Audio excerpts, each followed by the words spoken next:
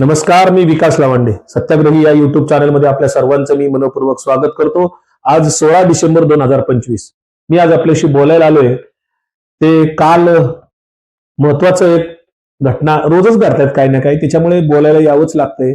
खरं तर दररोज काही ना काही अशा घटना घडतात की त्याच्यावर बोललं पाहिजे, व्यक्त झालं पाहिजे. जी महाराष्ट्रातल्या आणि देशातल्या सर्वसामान्य कष्टकरी शेतकरी लोकांना जी एक योजना वरदान ठरली होती, ज्या योजनेचं देशभर नव्हे जगभर कौतुक झालं होतं, त्या मनरेगा योजनेचं. मनरेगा म्हणजे महात्मा गांधी रोजगार हमी योजना.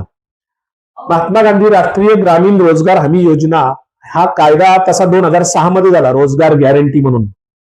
त्याच रोजगार गॅरंटी असलेल्या कायद्याचं 2006च्या रूपांतर 2009 मध्ये आपलं महात्मा गांधी राष्ट्रीय ग्रामीण रोजगार हमी कायदा मनरेगा ही योजना इतकी लोकप्रिय झाली की प्रत्येक राज्यामध्ये सर्वसामान्य कष्टकरी लोकांना हक्काचा रोजगार मिळू लागला.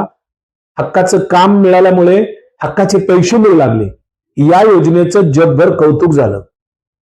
परंतु नरेंद्र मोदी सरकारने, ज्याला नरेंद्र मोदी सरकारच म्हणतात कारण भारत सरकार असं कधीच बोललं जात नाही, नरेंद्र मोदी सरकार म्हटलं जातं.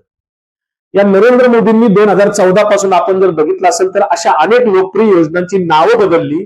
नाव बदलायचं, त्याच्यातल्या कायद्यातल्या काही त्या चांगल्या गोष्टी त्या बदलून टाकायच्या आणि त्याच्यावर पुन्हा वेगळं ब्रँडिंग स्वतःचं करायचं. जसं की इंदिरा आवास योजना होतं, यांनी नाव बदललं आणि पंतप्रधान आवास योजना केलं. अशा अनेक योजनांची नावं बदलली, कितीतरी गोष्टी आहेत. या मनरेगाच्या संदर्भात सुद्धा असंच घडलं की मनरेगा जी योजना आहे ती मुळात अशी होती की त्याच्यामध्ये केंद्र सरकारचा 10% आपलं 90% हिस्सा होता आणि राज्य सरकारचा 10% हिस्सा होता. अशा पद्धतीनं कामं घेतली जात होती आणि रोजगाराची गॅरंटी होती. जितकं कामं घेतील तितका त्याचं बजेट असायचं, बजेटची मर्यादा नव्हती. आता काय झालं, महात्मा गांधींच्या नावाचं त्यांना सल आहेच आहे. भारताच्या बाहेर गेल्यावर महात्मा गांधींचं नाव सातत्याने घेत राहतील ते. मुंह में राम बगल में छुरी असं काही लोक म्हणतात. तशा पद्धतीनं यांच्या डोक्यात मुखात सगळीकडे नथुराम वर्ष आहे. बाहेर जगाच्या बाहेर गेल्यानंतर, भारताच्या बाहेर गेल्यानंतर जगामध्ये महात्मा गांधींचं मात्र नाव घ्यायचं. महात्मा गांधींच्या समाधीवर जगातला कोणी पाहुणा आला तर तिथं न्यायचा. त्या महात्मा गांधींच्या नावाचं पित्त यांना कायमच आहे. महात्मा गांधींच्या नावाने असलेली राष्ट्रीय ग्रामीण रोजगार हमी योजना नाव बदललं आणि आता नाव दिलं विकसित भारत गॅरंटी फॉर रोजगार अँड आजीविका मिशन ग्रामीण. आता हे इतकं लांब मोठं योजनेचं नाव आहे की ते कोणीच घेऊ शकणार नाही.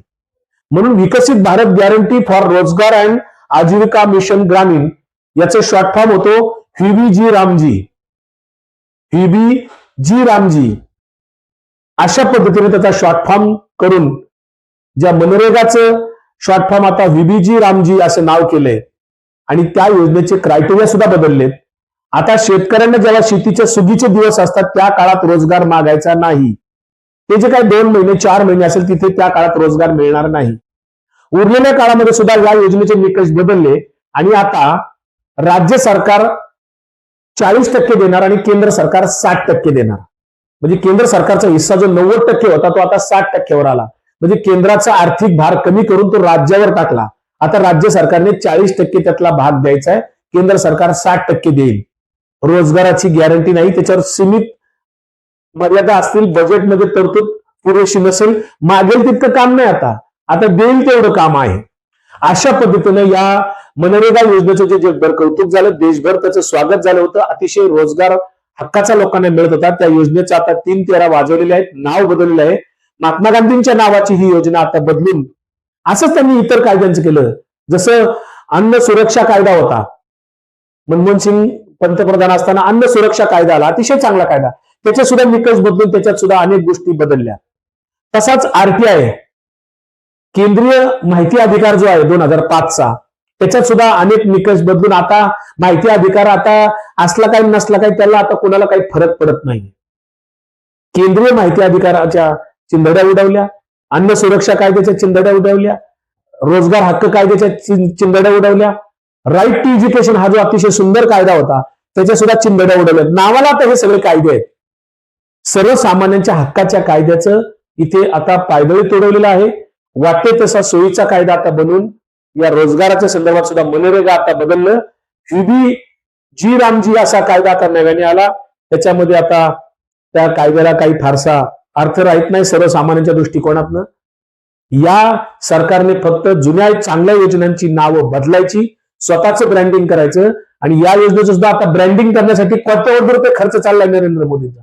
कोट्यवधी रुपये खर्च याच्यावर. मनरेगा नाव इतकं लोकांच्या तोंडात बसलेलं आहे ते बदलून आता व्हीबी जी रामजी असं नाव आता ब्रँड त्याच्यावर करण्यासाठी कोट्यवधी रुपये जाहिरातीवर खर्चही हे सरकार करणार आहे. या सरकारने नावं बदलून फक्त स्वतःचा एक नवीन ब्रँड आणण्याचं धोरण आखलेलं आहे. प्रत्यक्षात अर्थव्यवस्था खिळखिळी झालेली आहे. देश कर्जबाजारी झालेला आहे. राज्य सरकारही कर्जबाजारी आहे. आर्थिक मुद्द्यावर बोलायला कुणीही अर्थतज्ञ पुढे यायला तयार नाहीत फारसे. अर्थतज्ञांनी पुढे आलं पाहिजे, विचारवंतांनी पुढे आलं पाहिजे, समाजशास्त्रज्ञांनी पुढे आलं पाहिजे, बोललं पाहिजे. प्रोफेसर असतील, वकील असतील, अर्थतज्ञ असतील, चीफ अकाउंटंट असतील, या सगळ्यांनी आता बोलण्याची गरज आहे. सर्वसामान्य लोकांना आता हे सगळं समजून सांगण्याची गरज आहे. या कायद्याचं नाव बदलून जे काही सरकारने नवीन नौटंकी आलेली आहे याचा मी निषेध करतो. आपण सर्वांनी सुद्धा याचा निषेध करावा. या सरकारने मनरेगा योजना आता बंदच केली असा त्याचा अर्थ निघतो. मी या माध्यमातून आपल्या समोर जे काही गोष्टी मांडलेल्या आहेत या जर आपल्याला पटल्या असतील तर आपण सर्वसामान्यांच्या पर्यंत हा व्हिडिओ पोहोचवण्यासाठी मदत करा.